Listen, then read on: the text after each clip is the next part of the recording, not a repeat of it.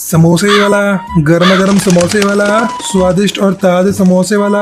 एक बार खाओगे तो बार बार आओगे। चंपक वन के जंगल में टुनटुनी चिड़िया अपनी माँ टूनी चिड़िया और पिता टुन्नू चिड़ा के साथ रहती थी। टुन्नू चिड़ा समोसे का ठेला लगाता था। समोसे वाला, गर्मा गर्म समोसे वाला, स्वादिष्ट और ताजे समोसे वाला। एक बार खाओगे तो बार बार आओगे। अरे ओ टुन्नू भाई, मैं बहुत देर से तुम्हारा इंतजार कर रही थी। मुझे 4 समोसे देना। भैया मुझे भी 10 समोसे पैक करके दे देना। इस तरह टुन्नू चिड़ा की आवाज सुनते ही जंगल के पक्षी उसके समोसे खाने के लिए दौड़ पड़ते थे और कुछ ही घंटों में उसके सारे समोसे बिक जाते थे। दोपहर में टुनटुनी चिड़िया अपने पिता के लिए भोजन लेकर आती है।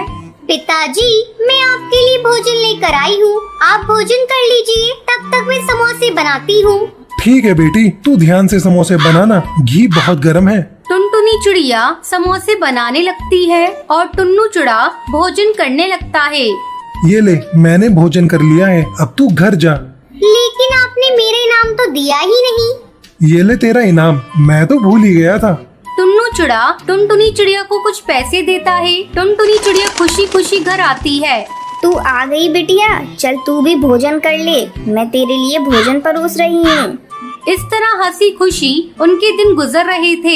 एक दिन टुनटुनी चिड़िया अपने पिता के पास भोजन लेकर जाने ही वाली थी, तभी सुंदरी कौवी वहाँ आ जाती है। अरे बिटिया, तेरी माँ कहाँ है? उन्हें लेकर जल्दी अस्पताल चल। समोसे बनाते समय तेरे पिता के शरीर पर गरम गरम घी गिर गया है, जिससे वो बुरी तरह से जल गए हैं। जंगल के कुछ पक्षी ने उन्हें अस्पताल में भर्ती करा दिया है। टुनटुनी चिड़िया और टूनी चिड़िया सुंदरी कौवी के साथ जल्दी जल्दी अस्पताल पहुंचती है।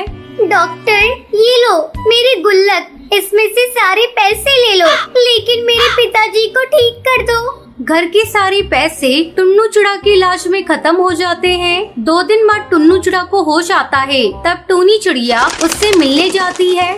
ये सब कैसे हो गया जी? आप देखकर काम क्यों नहीं करते? पता नहीं टूनी चिड़िया, ये सब कैसे हो गया। आज तक तो कभी मेरे ऊपर घी नहीं गिरा था। ज्यादा मत बोलो जी, डॉक्टर ने तुम्हें कुछ दिनों तक आराम करने को कहा है। लेकिन टूनी चिड़िया, घर का खर्च कैसे चलेगा? मेरी समोसे की दुकान भी बंद है। पिताजी, आप बिल्कुल चिंता मत करिए, अब से मैं समोसे की दुकान संभालूंगी। मुझे समोसे बनाने आते हैं, आप बस आराम कीजिए और जल्दी से ठीक हो जाइए। ठीक है टुनटुनी चिड़िया, मैं भी समोसे बेचने में तुम्हारी मदद करूंगी। अगले दिन से टुनटुनी चिड़िया अपनी माँ के साथ मिलकर समोसे बेचने लगती है। इस तरह कुछ दिन बीत जाते हैं। ऐसे में एक दिन एक पक्षी उसके ठेले पर आता है। टुन्नू चिड़े की समोसे की दुकान यही है? हाँ यही है जी, कहिए क्या बात है? वो मेरे कड़कनाथ सेठ जी ने मुझे यहाँ भेजा है। उन्हें 200 समोसे चाहिए, उनकी बेटी का जन्मदिन है। हर बार वो टुन्नू चिड़े से ही समोसे बनवाते हैं। बन जाएंगे कालू भैया, आजकल मेरे पिताजी की तबीयत बहुत खराब है, इसलिए मैं और मेरी माँ समोसे बेचते हैं। आप मुझे सेठ जी का पता दे दीजिए, मैं वहाँ समोसे पहुँचा दूंगी।